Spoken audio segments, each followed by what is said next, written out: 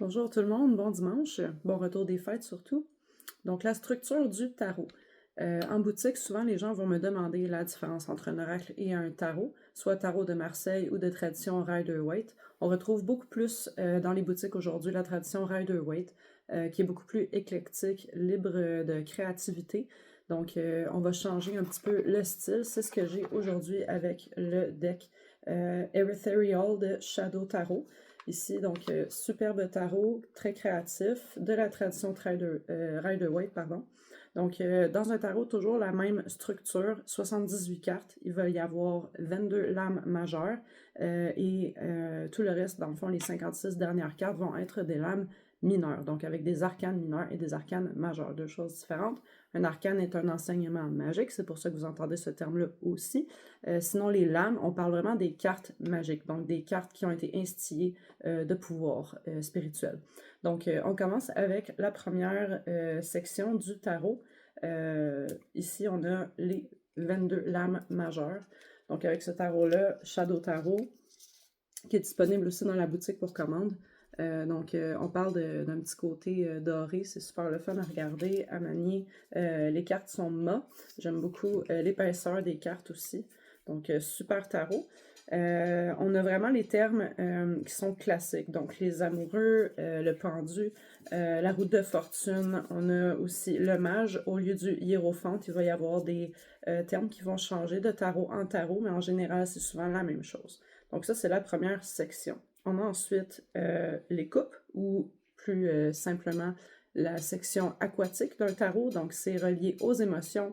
On va parler des relations humaines, des relations amoureuses, la famille, tout ce qui a trait au cœur. Donc ici, on a les cartes aquatiques du Shadow Tarot. Désolée pour la qualité de l'image, je suis contre-jour, je me rends compte. Donc, superbe couleur. On est beaucoup dans le sarcelle, le bleu. Ici, sinon, j'ai la section des feux, donc tout ce qui est bâton.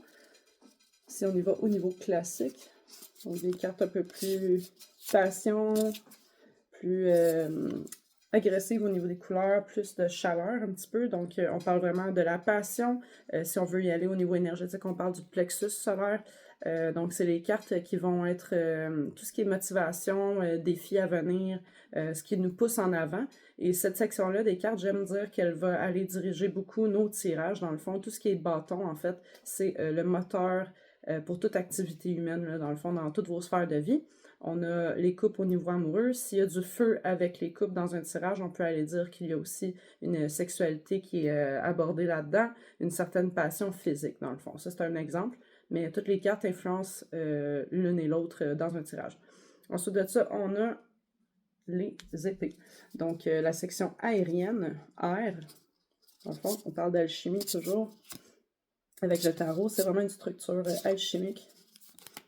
Donc, des cartes un petit peu plus sombres ici. Les épées sont souvent synonymes de défis mentaux, cérébraux. On parle du cérébral, donc tout ce qui est au niveau tête. Donc, on se souvient, avec les coupes, on était au niveau du cœur. Avec le feu, les bâtons, on était vraiment au niveau du plexus, le ventre. Puis ici, dans l'air, on parle de l'esprit. Donc, on est élevé. On peut se donner un truc avec ça, l'air élevé. Donc, dans les airs, on est dans notre tête ici. Donc, tous les défis mentaux, cérébraux qui vont surgir dans notre vie. Puis ça va parler aussi de tout ce qui sort de notre bouche, donc la parole, comme les sons, tout ce qui est aérien, dans le fond, c'est lié à la musique. Donc on peut aller se donner des petits trucs avec ça, en faisant des liens. Et dernier segment du tarot, on a les pentacles par rapport à tout ce qui est financier. Donc ici, on est vraiment avec les arbres, l'argent, il y en a beaucoup. C'est très figuratif, donc ici c'est assez clair, on parle vraiment de l'aspect financier, le travail, ce qui va vous apporter un revenu, on parle du plan matériel, les biens dans une maison, et aussi on parle aussi de la sécurité souvent dans la vie de quelqu'un. Donc sécurité financière, la stabilité, puis ça peut être la stabilité en général, donc les pentacles peuvent influencer aussi au niveau du cœur, donc on va parler d'émotions, puis de la stabilité, puis si c'est instable, dans le fond, on va avoir peut-être un peu plus de feu ou d'épée. Donc j'espère que ça vous a plu. Donc, on parle vraiment d'une structure de base avec les 4 enseignes ou les 4 éléments. Donc, les coupes, les bâtons, feu, air pour épée et la terre avec les pentacles. Et on a les lames majeures. Sinon, il y a aussi les personnages qu'on peut aborder en profondeur avec la reine, le roi, le valet, avec le cavalier. qu'on appelle aussi chevalier parfois. Puis ils vont changer de nom là, à travers les œuvres artistiques de ceux qui s'inspirent du tarot de Marseille et qui recréent un tarot plus éclectique dans le fond. Donc il va avoir peut-être des termes comme le guide, le sage, la sage-femme. Donc ils vont changer de nom, mais ça va toujours rester les mêmes enseignements, les mêmes archétypes. Donc, on a vraiment une structure de base à respecter pour que ce soit un tarot officiel avec 78 cartes à dénombrer.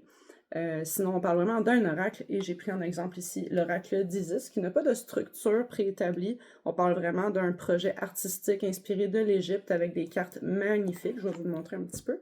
Et c'est Alana Fairchild qui écrit, très belle plume en passant. Elle écrit vraiment comme une reine, cette femme, je l'adore. Donc, côté doré, ça c'est moi, j'adore ça. Je suis une fan d'Égypte et de doré et de noir, donc ça rentre vraiment dans mes goûts personnels.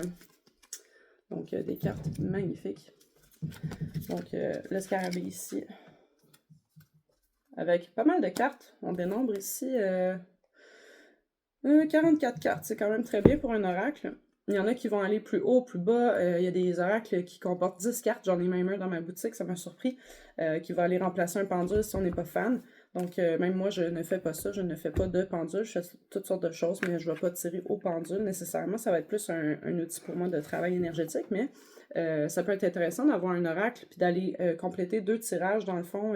En fait, 2 decks de cartes ensemble pour créer un seul tirage pour aller vraiment peaufiner ou agrémenter notre tirage avec les informations qui sortent de 2 decks différents de cartes. Donc, si jamais les cours vous intéressent, parce qu'on relance ça les cours là, cette année avec 2026 encore une fois, on a une nouvelle salle pour plus de clarté, plus de, mettons, d'espace pour étudier. Donc, on a une nouvelle salle à même la boutique. Donc, la boutique va continuer à rouler pendant que les cours se donnent. C'est super cool.